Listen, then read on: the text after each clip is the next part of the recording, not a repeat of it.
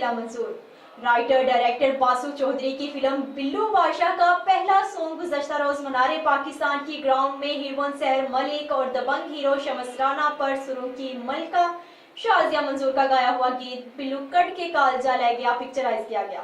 इस हवाले से रिपोर्ट देखते हैं नुमाइंदा 87 न्यूज़ नईम खान की।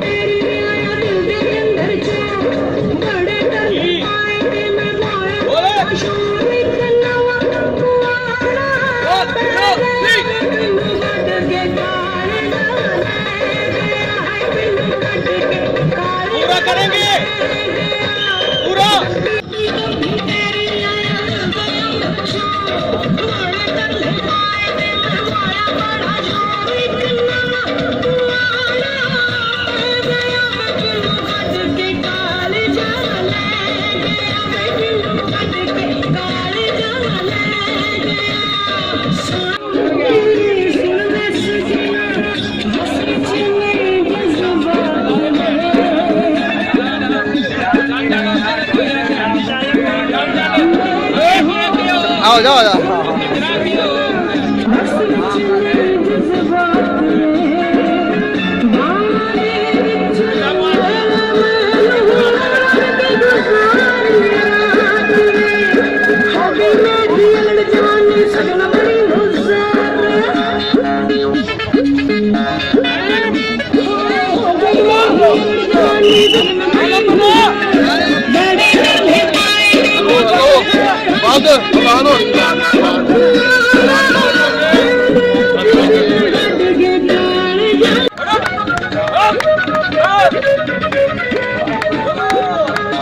चलो